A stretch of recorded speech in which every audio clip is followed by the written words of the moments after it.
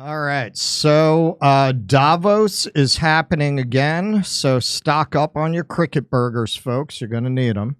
Davos, 1 in 10 traveled by private jet to meeting designed to tackle climate change. Now, this is an old article. Greenpeace commissioned a study, and these findings are about the 2022 Davos.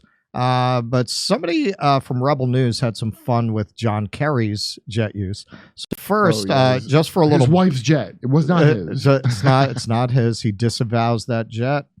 How much did private jet emissions increase during the 2022 WEF?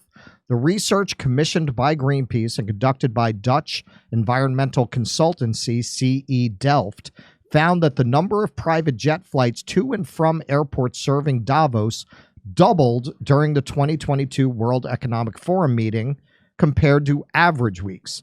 This caused CO2 emissions equivalent to 350,000 average cars in the same time period. Jesus Christ. The researchers attribute about every second flight to the meeting itself, and at least every 10th participant at the meeting traveled by private jet. Of all these flights, 53% were short-haul trips below 750 kilometers that could have easily been made by train or car. Of these, 38% were ultra-short distances of under 500 kilometers. The shortest flight recorded was only 21 kilometers. 3 blocks was the show. Yeah, I mean, at that point, just take a helicopter. Like, why are you taking a jet? So it's like LA story. Like, nobody walks in LA. Well, they don't. Actually, I'm doing my cut for Do Dissidence tomorrow of my adventures thus far in LA. Remind me to take a picture with you guys before we go. Yeah, that's one of my cuts. Is the first day I got here, I did a little video showing people how LA is so unfriendly to pedestrians. In a lot of places, there's no sidewalk. There's literally no sidewalk. You have to just walk in the street. What do you have, a DUI? What are you walking? Yeah, exactly. And if you're walking, yeah, exactly. I mentioned that in the video. People look at you. They look at you funny. They think you're a serial killer if you're walking. Why would he be walking if he's not going to hack somebody up with an axe? So WEF 2024 Davos. Climate hoax grifter John Kerry asked by Rebel News Online, what is the carbon footprint of this event? Kerry, who lied recently under oath about owning a private jet, simply cannot answer. The climate change hoax is designed to tax you more and strip you of your rights and freedoms. Just by the way, climate change is safe and effective. The WEF aimed to have us all on a digital personal carbon tracker and Chinese-style social credit system. With apologies to our communist friends. All right, so let's see what they did with Mr. Kerry here. They had a lot of fun. And he's got some James Bond villain running like block and tackle for him. Check out this one. What's the carbon footprint of these events every single year that you come here? Think it's worth it? Peasants pay for your crimes? That's a stupid question. Is it really? Is it more stupid than you traveling here to tell us? Look at the linebacker. Please, watch this. Sorry? Watch this. We're done. We are done now. You don't grab me. You can't grab us. This is a free society. We have freedom of the press. Why do you think you're more important? Your carbon footprint doesn't matter, but everybody else around the world Suggested that. Nobody ever suggested that. Don't make up stupid questions. You being here suggests that. A stupid question. You being here every single year and doing this suggests that. And I have done a huge amount. Listen, now it's finished, please. Why can't I ask him questions? Who are you? Why are you trying to bully me out of us? No, so please. That doesn't. A lot of people say no to a lot of the policies and agendas he pushes. They don't get a choice. Isn't she the henchman from To Live and Let Die? Question in a public space. Can you not touch me? Can you not touch me?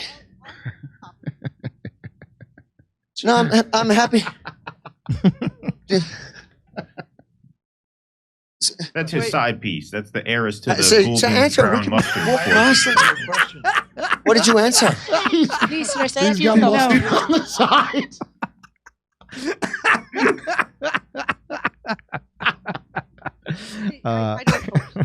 Sir. Listen, that's all right. We're walking to the meeting. Okay, great. You're a bunch of why are you working so hard to protect such a criminal? That's right, criminals. Why are you protecting criminals? There you go. Could have done a better job with that, honestly. I mean. Well, there you have it. When they can't answer the questions, the simple questions that most people around the world, the average Joe, is asking, they get their goons in to end the interview because they're not used to independent journalists here in their safe space asking the tough questions. WFReports.com. Make sure to bookmark and support.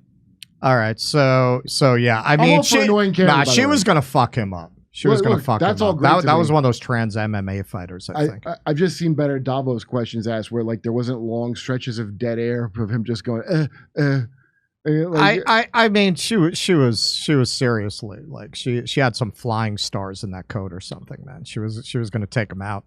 Is that not the same guy that on the Jim Jeffries show, he left his camera on to record Jim Jeffries? Jim Jeffries was saying he was Islamophobic or whatever, and I think that's the same guy. I don't know. I haven't seen it. You know what he's talking about, Keaton? No, I haven't seen that one.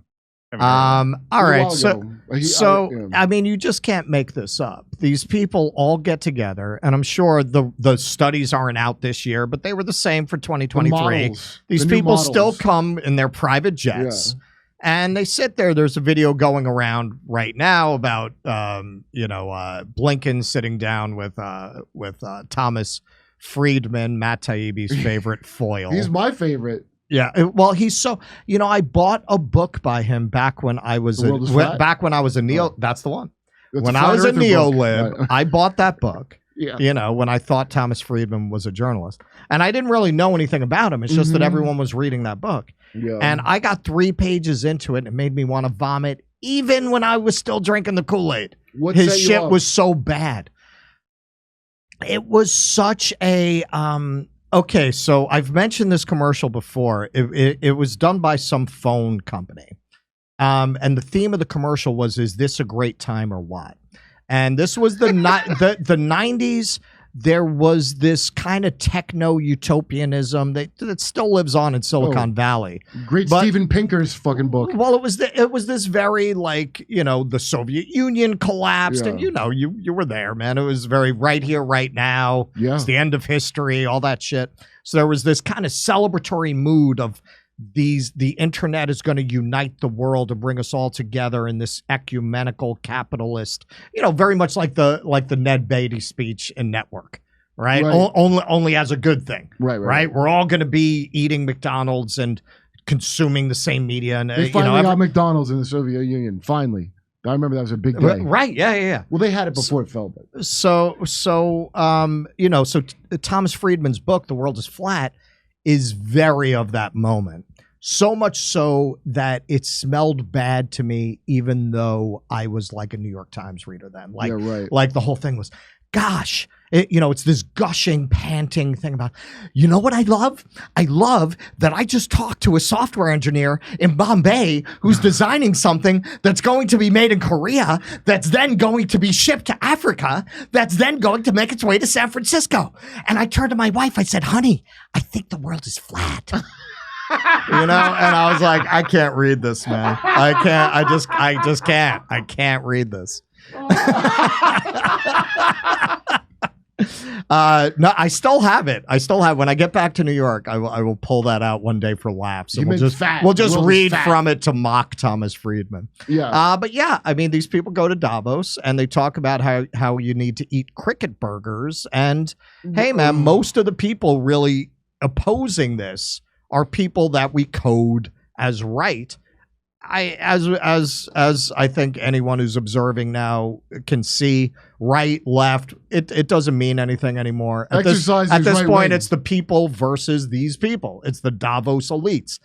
Climate change. Look, man, we can disagree about the human cause. We can disagree about that. What we cannot disagree about is that these people, these Davos globalists, are using it as a pretense to limit your freedoms, to continue to suck all the resources up to their class, and to tell you that in order to be a good citizen, you have got to lower your standard of living so that there's more left for them. I feel like that is something, no matter where you are in the political spectrum, That's something we can all agree on, and that's something we should unite around. They're buying indulgences like it's the Martin Luther times, like the church, you're rich, so you could sin this much. Right. If you paid them. They're doing that exactly now. I mean, first of all, I started to suspect when I found out carbon footprint came from BP. That's their phrase. The people that cocked up the Gulf just a few years back want to lecture me about my carbon footprint. Well, that's it. It's like a medieval nobility that wants to tell the peasants what is best for them. Anything, Keaton? Yeah, and it's not just like symbolic hypocrisy. Like the richest 1% of people on Earth consume a radically outsized percentage of the resources and therefore have, I forget what the exact number is, but it's massive compared to their actual presence on Earth in terms of how many of them there are. So it's not just that, oh, here's a symbolic sort of mismatch of a rich guy flying into town on a private jet telling us all to conserve resources. No, this is actually a global problem of rich people consuming far more than they would had they actually gave a shit about preserving life on Earth. And you'd think they get all this shit. They get the private jet question every single year. Like every single year they get approached by this. That is how little of a shit they give. Years, they would do like a carpool. Have like 20 of these guys cram into one private jet. Klaus, I have been waiting outside for 20 minutes. Yeah, exactly. Even Bill Maher. Same thing every year. You saw even Bill Maher has, I don't remember what he said. It was so, but he at least, that's the first time I saw one of them acknowledge that it's even a thing for all these rich people being a private jet. Like I saw him, he felt he had to explain. I'm the only person, one of that class I've ever seen do that. I mean, Bill Maher, his brand is to be the neoliberal who is uncomfortable with DEI. That's his whole brand. So being uncomfortable with Davos kind of fits the brand. He also hates religion, and now I love his like fixation on religion. And meanwhile, this is the biggest failed prophecy. And I was in Jehovah's Witnesses, and the climate change prophecies are much bigger failures of prophecy so far. Jehovah's Witnesses. 77, I can't remember what other year they said the end of the world was coming. It didn't come. Embarrassing. I think they've been wrong like 5 or 6 times now with climate change.